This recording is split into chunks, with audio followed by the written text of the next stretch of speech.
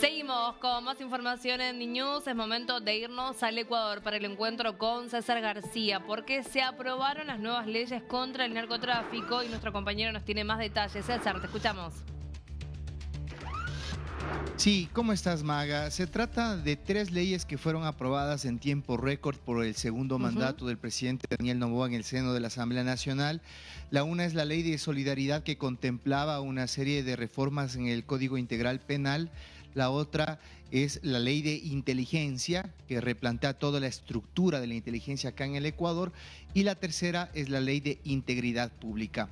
Lo que sucede es que estas 3 leyes fueron sometidas al escrutinio de la Corte Constitucional ante varias demandas de inconstitucionalidad, lo cual ha hecho que el ojo del huracán esté en la Corte Constitucional, que ahora recibe críticas a favor y en contra. Pero más allá de lo que está pasando en el debate nacional, vamos a hablarle desde el aspecto técnico, y está conmigo el doctor Fausto Vázquez, el jurista académico y además experto en Derecho Constitucional. Gracias, doctor, por este espacio. Primero preguntarle eso, ¿estas leyes podrían estar riñidas con la Constitución? ¿Podrían ser bajadas por la Corte Constitucional de acuerdo a lo que se ha presentado en estas distintas denuncias? Sí, gracias. Buenas tardes. Evidentemente esta ley de solidaridad y la ley de integridad vulneran principios, derechos que están garantizados en la Constitución. Por ejemplo, esta ley de integridad claramente, o mejor dicho, estas 3 leyes, incluida la ley de inteligencia, vulneran principios básicos, como por ejemplo el principio de legalidad, principio de culpabilidad, principio de inocencia, el debido proceso, las pruebas que, por ejemplo, pretende esta ley de inteligencia a través de los diferentes informes que va creando el secretario de la inteligencia, considerarlos como prueba en un proceso. Esas pruebas evidentemente anulan y vulneran las garantías de la validez o la credibilidad de una prueba en un proceso, porque lo que hacen es obviar la contradicción de la prueba, y así un sinnúmero de principios y garantías que contiene la Constitución del Ecuador y que evidentemente va a vulnerar. Hoy le preguntaban a la vocera presidencial si el gobierno está buscando una Corte Constitucional a medida. En ese sentido, y a pesar de que el gobierno ha ratificado que ellos respetan la independencia de poderes, es importante consultarle a usted acá en el Ecuador, ¿qué papel tiene la Corte Constitucional? Y es importante que siga existiendo en un régimen democrático como el nuestro.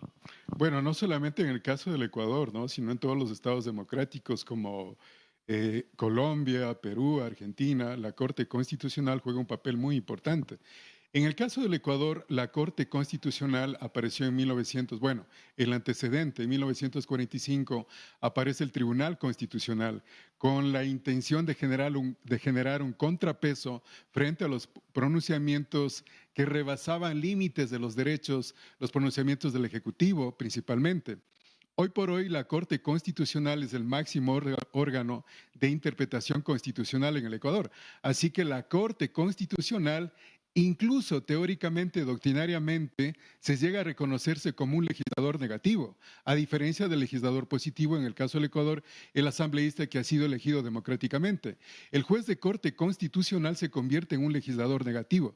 ¿Qué significa eso? Que tiene la obligación de llevar adelante un control de constitucionalidad respecto de todas las normas o las instituciones que tienen una potestad legislativa, como los decretos, las normas, los reglamentos que vulneran derechos. Ese es el papel que juega la Corte Constitucional en el Ecuador. Es el defensor de los derechos del pueblo que están garantizados en la Constitución.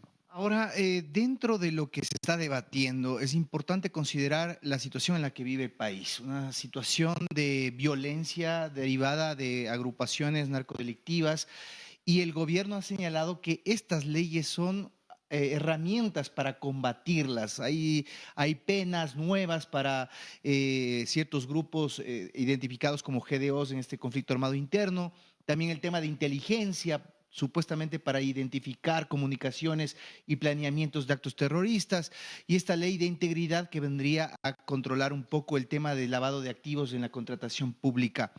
Si esa es la realidad, en el mundo entero se debate si la legalidad a veces está por debajo de la realidad. ¿Qué es lo peligroso cuando ocurre este tipo de situaciones si nosotros nos salimos por fuera de las reglas del juego, cuando lo que está por delante son asesinos? Esa es una pregunta muy importante. A ver, yo creo que la ley de inteligencia, eh, si lo miramos desde una óptica, desde una perspectiva constitucional, es una ley que lo que hace es confiscar derechos.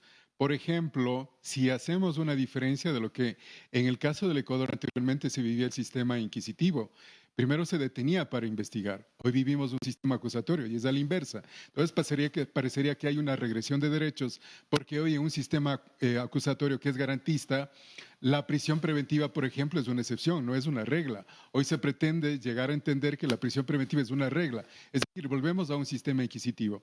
Esto por un lado, pero si miramos desde otra perspectiva, en cambio, yo creo que algo de razón tiene el gobierno, porque miremos lo que pasa, por ejemplo, en Alemania. Existe la ley del G10. Miremos en tiempo pretérito, en la Segunda Guerra Mundial, existía ese peligro de que existan estas facultades omnímodas que no estén sujetos a un control judicial, de que a partir de estas secretarías se conviertan en espías políticos o se conviertan o lo utilicen al concierto normativo como una herramienta de persecución política. Eso en el tiempo pretérito.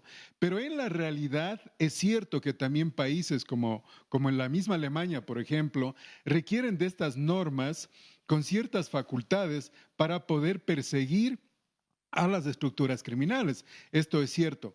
Claro, el riesgo está en que quién hace el control de todas estas actividades, ¿no? Por ejemplo, hoy en el caso del Ecuador, la mera sospecha da lugar a una detención, incluso vulnera el derecho a la propiedad, porque si hay una mera sospecha de que de pronto los bienes que tú tienes son mal habidos, bueno, pues se van a intervenir directamente. Y ese es el riesgo que estamos corriendo hoy en la actualidad. Entonces la pregunta es, ¿quién nos garantiza de que con esta ley de inteligencia no se vayan a rebasar estos riesgos y luego pues resulta que la medicina es peor que la enfermedad? Gracias, doctor. Ahí tienen un análisis preliminar. Muy atentos esta semana a cualquier pronunciamiento de la Corte Constitucional, que sin duda está recibiendo presiones de lado y lado cuando debe actuar con independencia y libertad en estos casos, por todo lo que se ha explicado aquí en esta importante entrevista. Tú sigues con más, Maga. Bien, César, vamos a seguir con este tema, ya volvemos.